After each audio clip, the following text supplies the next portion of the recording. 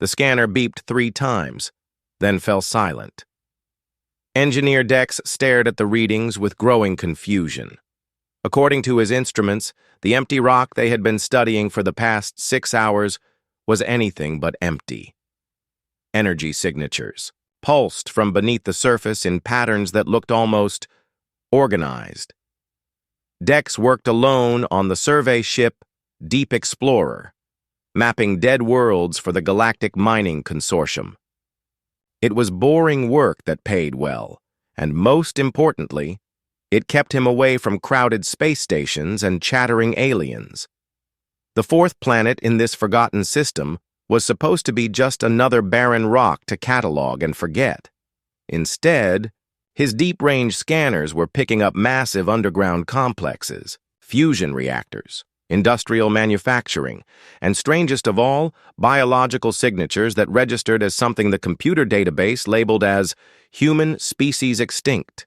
The consortium's records were clear about humans. They had destroyed themselves 87 years ago in a final, devastating war that left their homeworld uninhabitable. The few human colonies had either been evacuated or gone dark shortly after. There shouldn't be any humans left in the galaxy, especially not on an uncharted world in the Outer Rim. Dex ran the scan 3 more times. Each result came back the same. 53 million humans living in vast underground cities, power generation that rivaled major consortium industrial worlds, and construction activity that had been going on for decades. His hands shook as he prepared the hyperspace communicator. This discovery would change everything. The consortium would want to know immediately. So would the Galactic Council. And probably a dozen intelligence agencies that paid good money for information like this. But as Dex reached for the transmit button, something stopped him.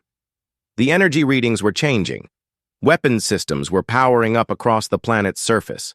Not primitive nuclear weapons or simple laser arrays, but sophisticated military technology that looked more advanced than anything in consortium space. The humans knew he was there. They knew he was scanning them. And they were getting ready to do something about it. A new contact appeared on his tactical display. A ship was rising from the planet's surface, accelerating toward his position with smooth efficiency. Its design was unlike anything in the galactic databases, sleek, angular, and covered in what looked like weapons pods. The ship moved with the kind of precision that came from decades of military drilling. Dex's communication system crackled to life. A human face appeared on his screen, weathered, scarred, with eyes that held no warmth whatsoever. The man wore a uniform that looked functional rather than decorative, and every piece of equipment visible behind him had clearly been designed for war. Survey vessel, this is Defense Commander Cole of the Terran Defense Authority. You will power. Down your scanning equipment and prepare to be boarded. Any attempt to flee or transmit will be considered a hostile act. The threat was delivered with the casual tone of someone who had made similar statements many times before. Dex looked at his navigation display. The human ship was already too close for him to jump to hyperspace safely. More contacts were appearing. Orbital platforms that had somehow remained hidden during his initial surveys, all now tracking his position with weapons that could vaporize his small ship in seconds. He had stumbled into the middle of what looked like the most militarized system in the galaxy. The supposedly extinct humans hadn't just survived. They had built something that would terrify the peaceful species of the consortium. Within minutes, Dex found himself face-to-face with humans who looked nothing like the historical records. These weren't the soft scientists and philosophers that had once tried to join galactic civilization. These were soldiers who had been shaped by nearly a century of isolation and preparation. Every movement was precise. Every word was measured. Every piece of equipment was designed for efficiency rather than comfort.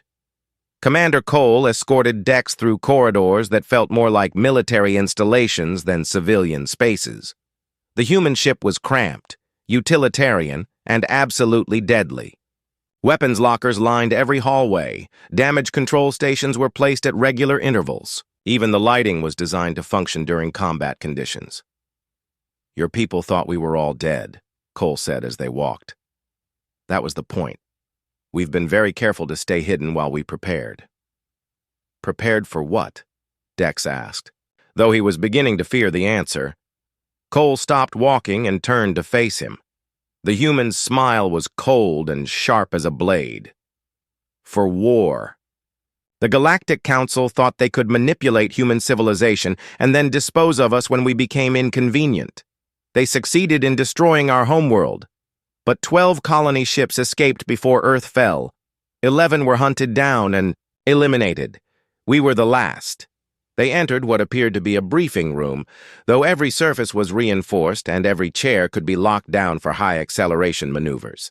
Wall displays showed tactical information from across the system. Fleet positions, weapon deployments, and industrial production statistics that dwarfed most consortium worlds. 87 years, Cole continued. 87 years of building, training, and preparing for the day we would be discovered. We always knew this moment would come. The only question was whether we would be ready. Dex stared at the tactical displays in growing horror. The humans hadn't just built a colony. They had built the foundation for conquest. Every city was fortified. Every factory produced military equipment. Every human from child to elder was part of an integrated war machine that had been running at full capacity for nearly a century. "What do you want from me?" Dex asked. "Nothing," Cole replied. "You're just a mining engineer who got unlucky. But your discovery means our timeline has moved up. The Galactic Council will learn about us soon enough, and when they do, they'll try to finish what they started 87 years. Ago." The human commander activated a communication panel. Orders began flowing to ships and installations across the system. Military units that had been drilling for decades received their final deployment instructions. Weapons systems that had been tested and retested were brought to full readiness. "We won't give them that chance," Cole said. "The galaxy is about to remember why human beings were considered dangerous." Dex watched in stunned silence as humanity's revenge began to unfold around him. The discovery that should have been a routine survey report had become the trigger for the largest military operation the galaxy had seen in centuries, and there was nothing anyone could do to stop it. The emergency session of the Galactic Council began exactly 4 hours after Engineer Dex's survey ship went silent. Ambassador Kira had seen many crisis meetings during her long career, but never one where the council chambers filled so quickly. Representatives from 200 worlds abandoned their normal schedules to attend in person rather than by hologram. The news that humanity still existed had spread through diplomatic channels with the speed of wildfire. The species that everyone believed had destroyed itself in a final war was not only alive but apparently thriving on a hidden world. Worse yet, the limited sensor data from Dex's ship suggested they had built something that looked disturbingly like a war machine. Council leader Norn called for order with her ceremonial staff. The ancient Valari had guided galactic politics for over a century, but even her usual calm seemed shaken by recent developments. Representatives from dozens of species filled the curved amphitheater, their various languages creating a low buzz of nervous conversation. "We face an unprecedented situation," Norn began, her voice carrying clearly through the chamber's acoustic systems. "A species we believed extinct has not only survived, but established what appears to be a significant military presence in an unmonitored system." The first speaker to request recognition was Ambassador Dren of the Altarian Republic. His people had been among humanity's few allies before Earth's fall, and his perspective would carry significant weight with the Council. "The historical records must be reviewed immediately," Dren stated, his scaled features showing deep concern. Humanity was never officially declared extinct. They were classified as politically eliminated, following the intervention protocols of 87 years ago. If they survived those protocols, we need to understand what they experienced and how they might view the current galactic order. A murmur of unease rippled through the chamber. The intervention protocols were classified at the highest levels, known only to senior council leadership and intelligence officials. Most representatives had no idea what Dren was referring to, but his tone suggested it was something the galaxy preferred to forget. Representative Tal from the Consortium Mining Guild raised an urgent concern. Our intelligence services indicate the human population may exceed 50 million individuals concentrated in underground facilities. Their industrial capacity appears to rival established manufacturing worlds. How did they remain hidden while building such extensive infrastructure? The question hung in the air like a challenge. The Galactic Survey Service was supposed to map and monitor every system in Council space. The fact that an entire civilization had developed undetected represented a massive intelligence failure. Ambassador Kira found herself thinking about the human delegation that had visited the Council chambers decades before she was born. The historical recordings showed them as idealistic explorers who wanted nothing more than to join the galactic community. They had been turned away as too primitive and potentially dangerous, but they had seemed harmless enough. The humans gathering on the hidden world were clearly something very different. Council leader Norn activated the chamber's central display system. Tactical information from Dex's final sensor sweeps appeared in 3 dimensions above the assembly floor. Energy readings showed massive underground cities connected by transportation networks that spanned continents. Power generation exceeded anything outside the core industrial worlds. Most disturbing of all, weapons signatures suggested a level of militarization that made even the consortium defense forces look peaceful by comparison. The question before this council is simple, Norn continued. How do we respond to the reappearance of a species that appears to have spent nearly a century preparing for warfare? The debate that followed revealed deep divisions within the galactic community. Liberal representatives argued for immediate diplomatic contact and peaceful integration. Military advisors warned that the human force buildup represented an existential threat to galactic stability. Economic interests worried about the impact of advanced human technology on established trade relationships. Through it all, Ambassador Kira kept returning to a troubling detail in the sensor data. The human ships and installations showed design, principles that were radically different from standard galactic technology. Where Council species built for exploration and peaceful purposes, the humans had clearly optimized everything for combat effectiveness. Their engineering philosophy seemed to assume that conflict was inevitable. The session was interrupted by an urgent communication from the Outer Rim monitoring stations. Admiral Rex of the Council Defense Force took the floor with obvious reluctance. "We have detected significant military activity in the human system," he reported. "Fleet elements are moving from concealed positions throughout the region. Based on energy signatures and formation patterns, we estimate they are preparing for large-scale offensive operations." The chamber erupted in shocked conversations. The discovery of hidden humans was concerning enough, but active military preparations suggested they might be planning to act rather than simply defend themselves. "How long before they could reach Council space?" asked Representative Horn from the Trade Consortium. Admiral Rex checked his tactical displays with professional calm that failed to hide his underlying concern. Based on observed ship performance and likely hyperspace capabilities, advanced elements could reach Outer Rim systems within 72 hours. A full invasion force could follow within days. The reality of the situation began to sink in for the assembled representatives. This wasn't a diplomatic crisis that could be resolved through negotiation and compromise. This was the emergence of a military threat that challenged the fundamental assumptions of galactic civilization. For over a century, the various species of the Council had lived in relative peace. Conflicts were resolved through economic pressure and political maneuvering rather than open warfare. Military forces existed primarily for police actions and disaster relief. The idea that an entire species might choose war over diplomacy was almost incomprehensible to most representatives. But the sensor data didn't lie. Humanity had spent 8 decades building the infrastructure for conquest rather than peaceful development. Every city was a fortress. Every factory produced weapons. Every ship was designed for battle rather than exploration. Ambassador Kira found herself wondering what the galaxy had done to deserve such focused hatred.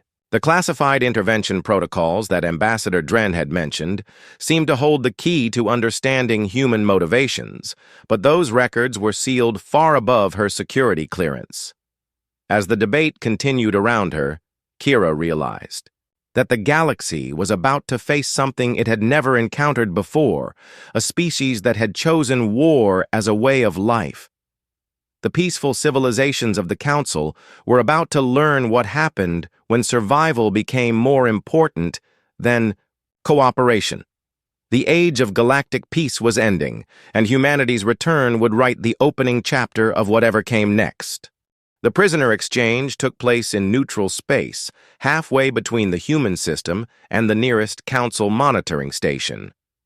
Admiral Rex commanded the Council negotiation ship from his flag bridge, watching through tactical displays as the human vessel approached with mechanical precision. Every movement was calculated, every course correction perfectly executed. These were not the desperate survivors he had expected to find. Dr. Bell stood beside the Admiral, clutching a medical scanner and trying to hide her nervousness. As the Council's leading expert on human biology, she had volunteered to examine any humans they might encounter. The scientific opportunity was unprecedented. No Council researcher had studied living humans for over 80 years. The human ship docked with their vessel using methods that seemed oddly familiar yet subtly wrong. The technical specifications matched Council standards, but the execution showed improvements and modifications that spoke of decades of independent development. These people had not only survived in isolation, they had continued to innovate and improve their technology. Engineer Dex was the first person to cross between ships, escorted by 2 human soldiers who moved with the fluid coordination of lifelong military partners. He looked shaken but unharmed, though his reports during the brief exchange suggested he had seen things that would give him nightmares for years. The human negotiator who followed was introduced simply as Director Walsh of the Terran Intelligence Service. She wore a uniform that was purely functional. No decorative elements, no symbols of rank beyond a small identification badge.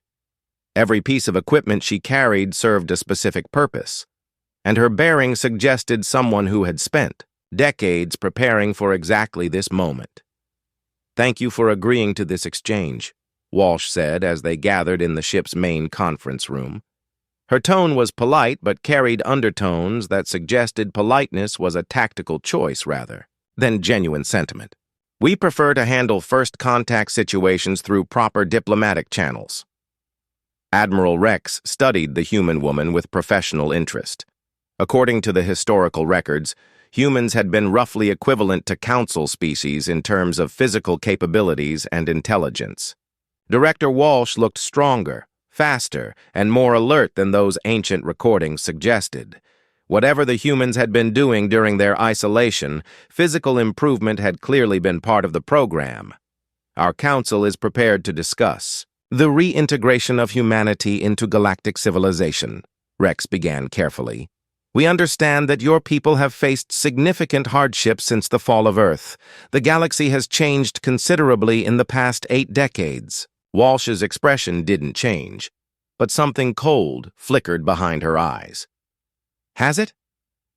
"From our perspective, the galaxy looks exactly the same as it did when the Council decided that humanity was too dangerous to exist." The statement hit the conference room like a physical blow. Dr. Bell looked confused, while Admiral Rex felt a chill of recognition. The classified files he had reviewed before this meeting contained details that most Council members would never be allowed to see. "I'm not sure I understand," Dr. Bell said. "The historical records indicate that humanity destroyed itself in a civil war. The Council had no involvement in Earth's final conflict." Walsh activated a small device that projected holographic documents into the air above the conference table. The images showed Council diplomatic communications, military supply manifests, and recorded conversations between high-ranking officials discussing something called biological pacification protocols. These are classified council documents from 87 years ago, Walsh explained, with the same tone she might use to discuss the weather. They detail a systematic campaign to destabilize human civilization through the introduction of manufactured conflicts, economic manipulation, and targeted biological warfare. Dr. Bell stared at the documents in growing horror. The evidence was overwhelming and thoroughly documented. The Council hadn't simply refused to help humanity join Galactic civilization, they had actively worked to destroy it. The Council leadership decided that humans were too aggressive and unpredictable to be allowed to develop advanced space travel capabilities, Walsh continued. Rather than risk future conflicts, they chose to eliminate the problem at its source. Earth was turned into a testing ground for techniques that could be used to pacify other potentially dangerous species. Admiral Rex found himself looking at tactical reports that showed Council ships delivering weapons to both sides of human conflicts. Medical files documented the introduction of engineered plagues that targeted human genetic markers.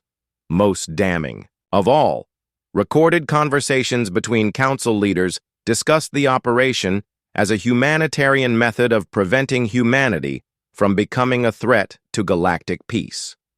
12 colony ships escaped before Earth's final collapse, Walsh said. 11 were hunted down and destroyed by Council forces over the following decade.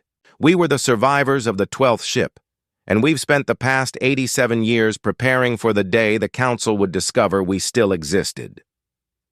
The implications were staggering. Humanity hadn't destroyed itself in a senseless war. They had been systematically exterminated by the same galactic civilization that now claimed to value peace and cooperation above all else. The survivors had spent nearly a century building not just a colony, but a weapon pointed directly at the heart of the galaxy that had tried to murder their entire species. "What do you want from us?" Admiral Rex asked, though he suspected he already knew the answer. "Justice," Walsh replied. "The Council attempted genocide against our species. Under galactic law, that gives us the right to demand reparations, territorial compensation, and the trial of those responsible." Dr. Bell looked at the holographic evidence with the expression of someone whose fundamental understanding of reality was collapsing. But the Council promotes peace. We've spent centuries building a civilization based on cooperation and mutual benefit. This kind of systematic extermination goes against everything we claim to believe. "Does it?" Walsh asked. "How many other species have been deemed too dangerous for galactic civilization? How many potential threats have been eliminated before they could become problems? We may be the first survivors, but I doubt we were the first targets." The statement hung in the air like an accusation that neither Rex nor Bell could immediately refute. The classified archives contained references to other intervention protocols and pacification operations that had never been fully documented in public records. The colony ships that escaped Earth carried 30,000 humans and a complete record of the Council's actions against our homeworld, Walsh continued. "We've spent 8 decades building a civilization with one primary purpose, ensuring that what happened to Earth never happens again, to us or to anyone else." Admiral Rex began to understand the scope of what they were facing. Humanity hadn't just survived, they had weaponized their survival. Every human had been raised on the knowledge that their species had been targeted for extinction by the galaxy they now prepared to confront. "We're prepared to discuss terms," he said carefully. "The current Council leadership had no involvement in the historical events you describe. Perhaps we can find a peaceful resolution that addresses your legitimate grievances." Walsh's smile was sharp as broken glass. "The time for peaceful resolution ended 87 years ago when your Council decided that genocide was an acceptable solution to the human problem. We've learned a great deal about peace during our isolation, Admiral. We've learned that peaceful species don't survive when the galaxy decides they're inconvenient." The meeting continued for several more hours, but the fundamental positions never changed. Humanity wanted justice for attempted genocide. The Council wanted to avoid a war that would shatter the peaceful order that had defined galactic civilization for over a century. As the human ship prepared to depart, Walsh delivered a final message that would echo through Council chambers for weeks to come. Tell your leaders that humanity remembers. Tell them that we've spent 87 years preparing for this reunion. And tell them that the species they tried to exterminate is ready to collect the debt they owe in blood. The intelligence briefing that followed Admiral Rex's return changed everything the Galactic Council thought they knew about warfare. Military analysts from a dozen species gathered in the secure conference facility on Central Station, reviewing sensor data and tactical assessments that painted a picture of human capabilities far beyond their worst projections. General Trix of the Altarian Defense Corps led the presentation, his normally steady voice showing signs of strain as he worked through the implications of what they had discovered. The holographic displays surrounding the conference table showed industrial complexes, military formations, and technological capabilities that challenged every assumption about peaceful galactic civilization. The human military infrastructure represents 8 decades of continuous development focused entirely on warfare, General Trix began. Every aspect of their society appears to have been organized around the premise that large-scale conflict was inevitable. The first set of displays showed human cities that looked nothing like the peaceful settlements found throughout Council space. Instead of parks and cultural centers, the humans had built fortress complexes that could withstand orbital bombardment. Transportation networks were designed to move military equipment rather than civilian passengers. Even residential areas were constructed with defensive capabilities that would make them difficult to assault. Their population control policies are unlike anything we've observed in civilized space, continued Dr. Mills, the Council's chief sociologist. Genetic screening ensures optimal physical and mental capabilities across the entire population. Educational systems focus on technical skills directly applicable to military operations. Cultural development appears to have been completely subordinated to preparation for warfare. The implications were staggering. While Council species had spent centuries developing art, philosophy, and comfortable living standards, humanity had transformed itself into something that existed purely for conflict. Every human was a potential soldier. Every city was a potential fortress. Every technological advancement served military purposes, but it was their fleet capabilities that truly terrified the assembled military leaders. Human ship design follows principles that we abandoned centuries ago, Admiral Noe of the Council Defense Force explained. Their vessels sacrifice crew comfort, scientific equipment, and exploration capabilities for weapon systems, armor, and tactical flexibility. A single human warship appears to be equivalent to 3 or 4 of our standard patrol vessels. The tactical displays showed human ship formations that moved with coordinated precision through complex maneuvers. These weren't explorers who had been forced to arm themselves for protection. These were warriors who had spent decades perfecting the art of space combat. Intelligence estimates suggest they can field over 2,000 ships of various classes, Admiral No continued. More importantly, their industrial base can replace losses at a rate that exceeds our current production capacity by significant margins. General Trix activated displays showing human manufacturing facilities that operated around the clock. Automated production lines churned out weapons, ammunition, and military equipment with efficiency that surpassed even the most advanced Council industrial worlds. Every factory had been designed for wartime production rather than peaceful commerce. They've solved the fundamental economic problem of sustained warfare, General Trix noted. Most civilizations cannot maintain military operations indefinitely because war is economically destructive. The humans have built an economy that thrives during military operations and becomes more efficient under combat conditions. The assembled officers reviewed tactical simulations that painted an increasingly grim picture of potential conflict outcomes. Human forces could strike multiple targets simultaneously while maintaining strategic reserves. their logistics systems could support extended operations far from their home base. Most concerning of all, their tactical doctrine showed sophisticated understanding of Council military capabilities and limitations. "How do they know so much about our forces?" asked Colonel Dean from the Consortium Intelligence Service. "These tactical analyses show detailed knowledge of our ship specifications, command structures, and strategic doctrines."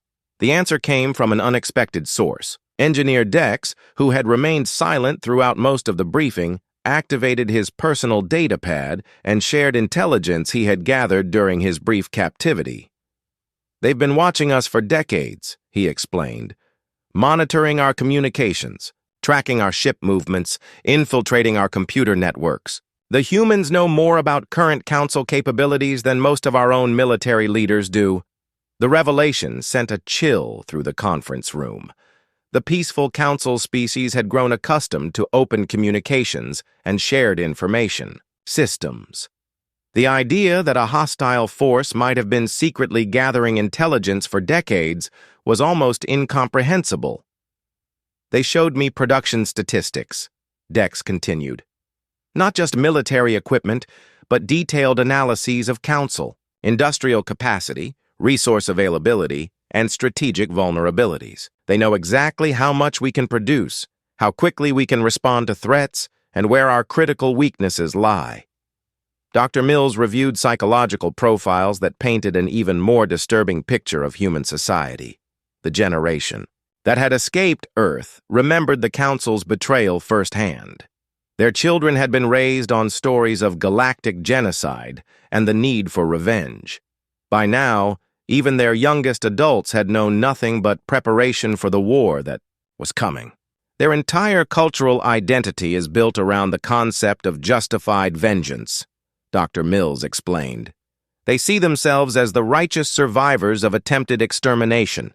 From their perspective, anything they do to Council species is defensive action against an enemy that tried to commit genocide. The psychological profile suggested that negotiation or compromise would be extremely difficult. The humans weren't fighting for territory or resources. They were fighting for validation of their right to exist. It was the kind of conflict that ended only with total victory for one side or the other.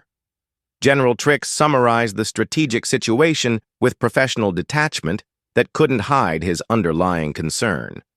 The humans possess superior numbers, advanced technology, better intelligence, stronger motivation, and 8 decades of preparation specifically focused on defeating Council forces. In any conventional military analysis, they hold decisive advantages across multiple categories. The silence that followed was broken by Admiral Rex, who had remained quiet throughout most of the technical presentations. "What are our options?"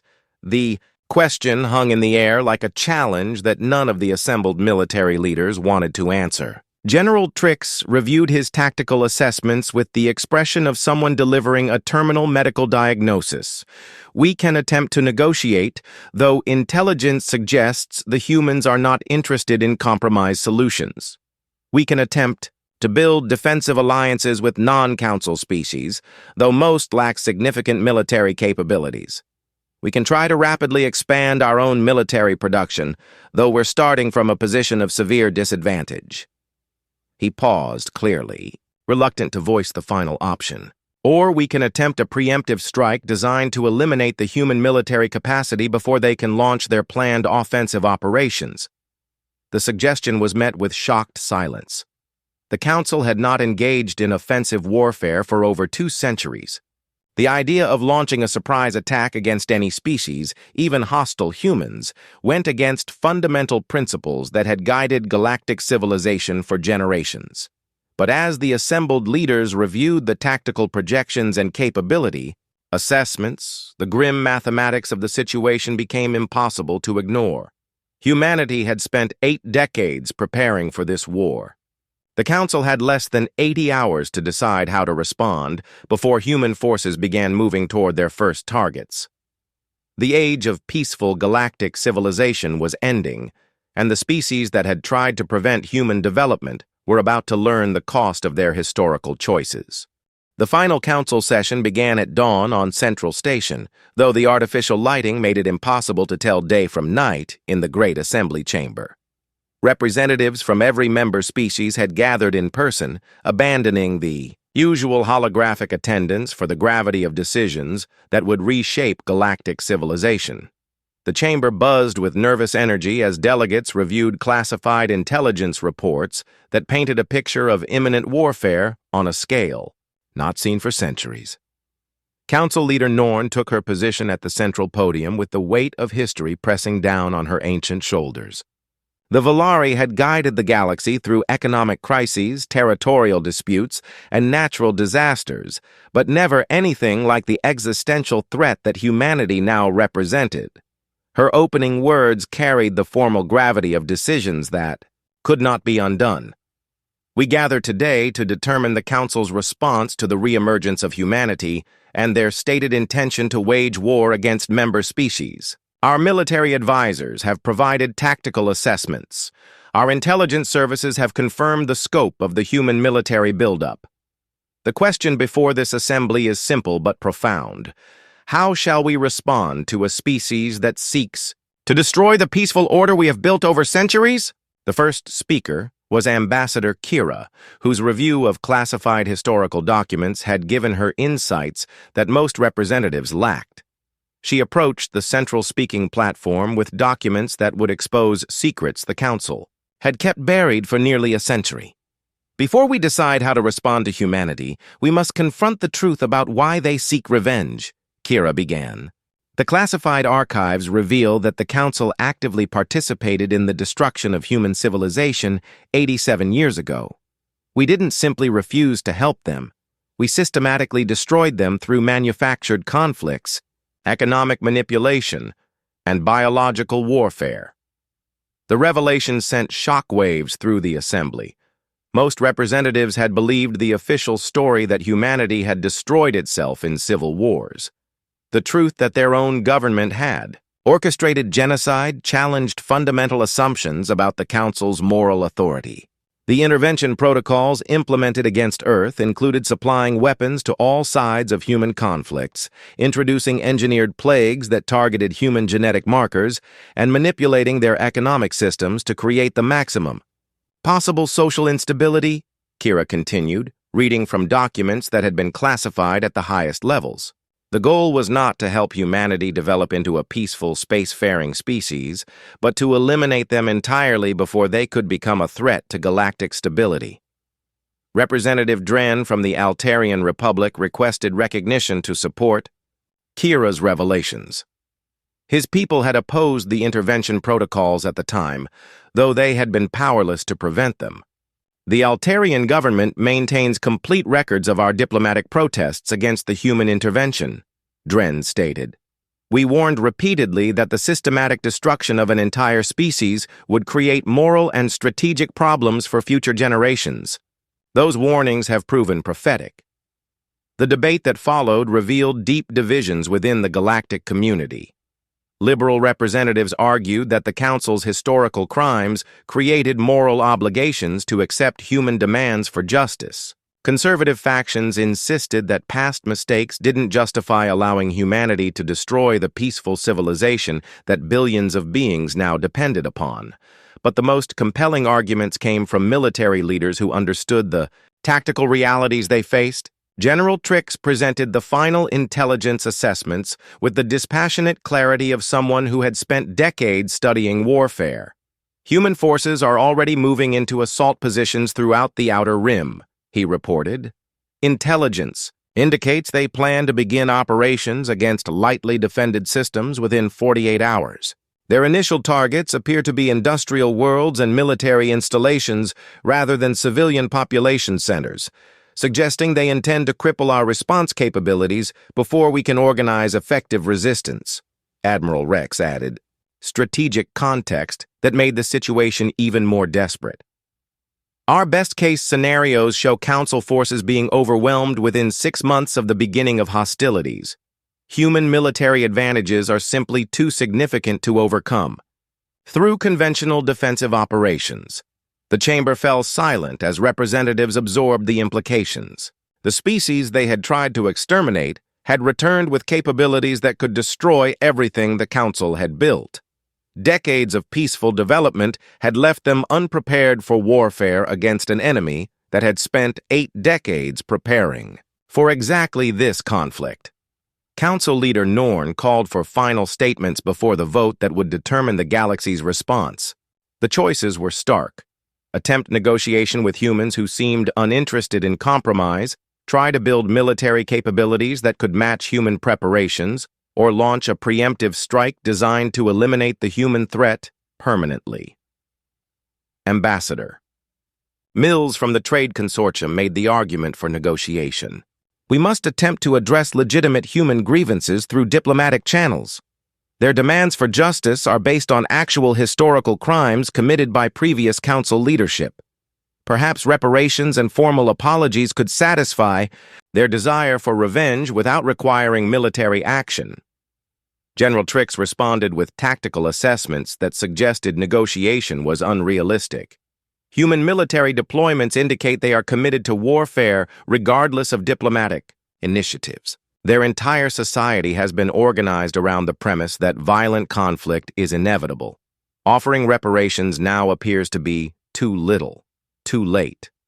The final speaker was Representative Horn from the Industrial Alliance, who argued for the preemptive strike that most representatives found morally abhorrent but tactically necessary. We face an enemy that possesses superior military capabilities, extensive intelligence about our weaknesses, and unshakable commitment to our destruction, Horn stated.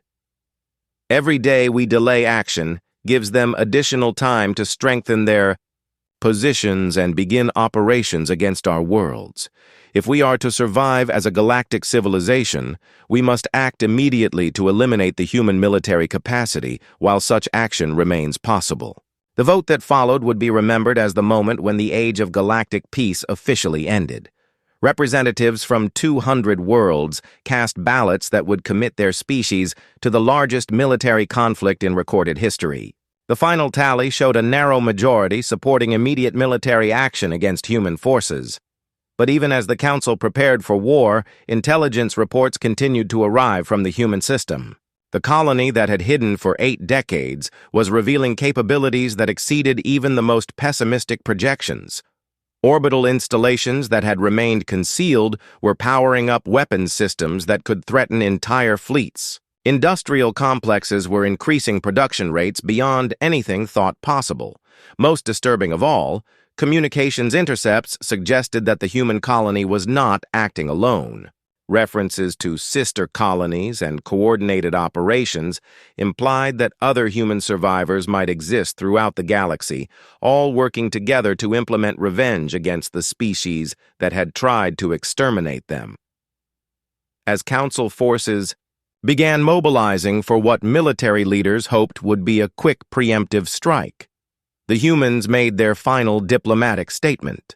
A single transmission reached every major communication hub in Council space simultaneously, demonstrating technical capabilities that intelligence services had failed to detect.